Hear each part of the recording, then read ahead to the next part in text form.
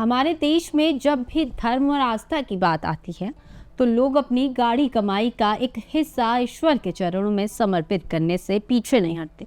खासकर जब बात सदियों के इंतजार के बाद बने अयोध्या के भव्य श्री राम मंदिर की हो तो श्रद्धा का समंदर उमड़ पड़ता है।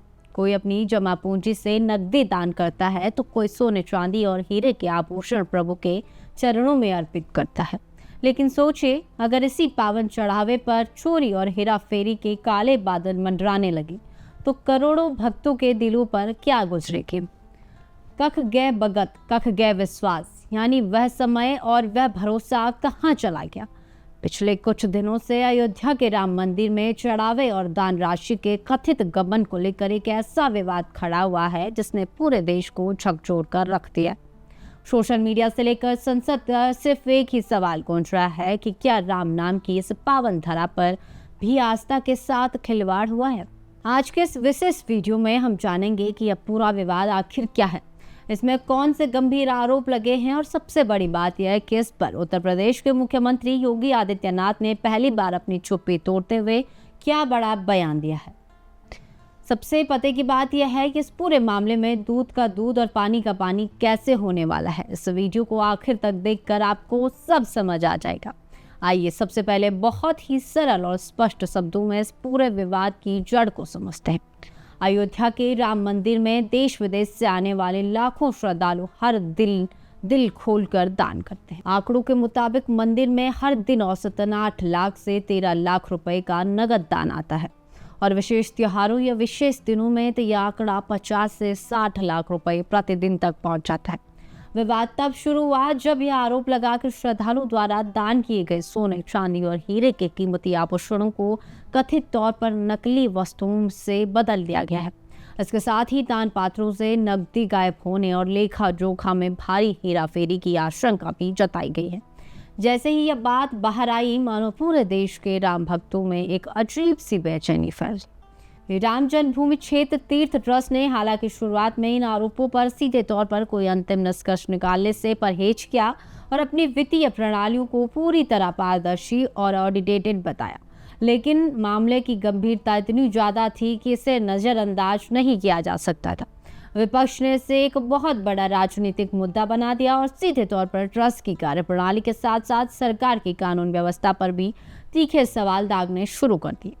जब विवाद ने तूल पकड़ा तो उत्तर प्रदेश सरकार तुरंत एक्शन मोड में आई और इस पूरे मामले की कमान एक उच्च स्तरीय विशेष जांच दल यानी एसआईटी को सौंप दी। सरकार ने वरिष्ठ आईएएस और आईपीएस अधिकारियों की सदस्यता वाली 3 सदस्यीय एसआईटी का गठन किया, जिससे इस पूरे गबन कांड की तह तक जाने की जिम्मेदारी दी गई।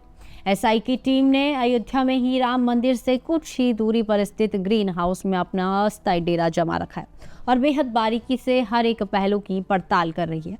जांच टीम मुख्य रूप से 4 चीजों पर फोकस कर रही है। पहला, मंदिर के कुल 35 दान पात्रों से नकदी निकालने की पूरी प्रक्रिया क्या है। दूसरा, उस नकदी की गिनती और उसका पूरा लेखा जोखा कैसे रखा जाता है। तीसरा, बैंक में पैसे जमा करने की क्या व्यवस्था है। और चौथा, दान प्रबंधन से जुड़े अधिकारियों और कर्मचारियों की इसमें क्या भूमिका है। एसआईटी की टीम काउंटर रूम में तैनात कर्मचारियों से 2 शिफ्टों में कड़ी पूछताछ कर रही है और हर एक रिकॉर्ड को खंगाल रही है। हालांकि दिलचस्प बात यह है कि इस मामले में अभी तक पुलिस के पास कोई औपचारिक या लिखित शिकायत दर्ज नहीं कराई गई है, लेकिन एसआईटी अपनी प्रारंभिक और अंतिम रिपोर्ट बहुत जल्द शासन को सौंपने की तैयारी में है ताकि सच सबके सामने आ सके।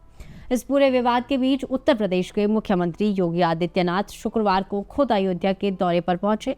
वहां उन्होंने रामलला के दर्शन पूजन किए, रामायण वैक्स म्यूजियम का उद्घाटन किया और इसके बाद पहली बार इस चंदा चोरी के विवाद पर अपनी चुप्पी तोड़ी। मुख्यमंत्री योगी आदित्यनाथ ने बेहद कड़े और स्पष्ट लहजे में कहा कि इस मामले में किसी भी दोषी को बख्शा नहीं जाएगा। उन्होंने आलोचकों और विपक्षी नेताओं को खुली चुनौती देते हुए कहा कि जिसके पास भी इस कथित गबन से जुड़ा कोई भी सबूत या दस्तावेज है वह उसे सीधे एसआईटी को सौंप दे। मुख्यमंत्री ने जनता को भरोसा दिलाया कि ट्रस्ट के अनुरोध पर ही यह एसआईटी जांच बैठाई गई है और यह जांच पूरी तरह निष्पक्ष होगी, जो दूध का दूध और पानी का पानी कर देगी। इसके साथ ही योगी आदित्यनाथ ने कांग्रेस और समाजवादी पार्टी पर तीखा राजनीतिक हमला भी बोला। उन्होंने कहा कि जो लोग कभी अयोध्या का नाम लेने से कतराते थे, जिन्होंने राम भक्तों पर लाठियां और गोलियां चलवाई, और जो लोग सुप्रीम कोर्ट में हलफनामा देकर भगवान राम के अस्तित्व पर ही सवाल उठा रहे थे, आज वही लोग हमें उपदेश दे रहे हैं। उन्होंने साफ कहा कि बाबर की पूजा करने वाले और राम मंदिर का विरोध करने वाले लोग कभी भी अयोध्या को उसका हक और सम्मान नहीं मिलने देना चाहते थे, इसलिए वे इसे बदनाम करने की साजिश रच रहे हैं। राजनीति और आरोपों से इतर यह पूरा मामला एक बहुत बड़े नैतिक सवाल को जन्म देता है। वह सवाल है जन आस्था और सार्वजनिक विश्वास का। राम मंदिर सिर्फ पत्थरों और कंक्रीट से बनी एक इमारत नहीं, बल्कि यह इस देश की सांस्कृतिक असीमितता और करोड़ों लोगों के अटूट विश्वास का प्रतीक है। जब कोई गरीब श्रद्धालु अपनी गाड़ी कमाई से एक रुपया बचाकर दान पात्र में डालता है, तो वह केवल पैसा नहीं देता, बल्कि अपनी अटूट श्रद्धा सौंपता है। ऐसे में मंदिर प्रशासन और ट्रस्ट की यह परम जिम्मेदारी बन जाती है कि वहां पारदर्शिता का स्तर इतना ऊंचा हो कि किसी को उंगली उठाने का मौका ही न मिले। कॉर्पोरेट जगत में तो ऑडिट और नियम होते ही हैं, लेकिन धार्मिक और सामाजिक संस्थाओं में पारदर्शिता की जरूरत उससे भी कहीं ज़्यादा होती है, क्योंकि यहाँ सीधे तौर पर लोगों की भावनाएं जुड़ी होती। अगर दान प्रबंधन में जरा सी भी ढिलाई या सुरक्षा में चूक पाई जाती है, तो यह केवल एक वित्तीय अपराध नहीं, बल्कि जन आस्था के साथ एक बहुत बड़ा विश्वासघात होगा। यही कारण है कि इस समय पूरे देश की नज़रें SIT की आने वाली रिपोर्ट पर टिकी हैं कि आखिर सच क्या है।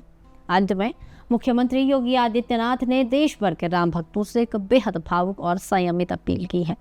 उन्होंने कहा कि जिस देश के नागरिकों ने राम मंदिर के निर्माण के लिए 500 वर्षों का एक लंबा और अनुशासित संघर्ष किया है, वे लोग SIT की जांच पूरी होने तक अगले 15 दिनों का धैर्य और संयम जरूर बनाए रखें। साथ ही मुख्यमंत्री योगी आदित्यनाथ ने कहा कि हमें किसी भी भ्रामक प्रचार या अफवाह का हिस्सा बनने से बचना चाहिए और कानून की प्रक्रिया पर भरोसा रखना चाहिए।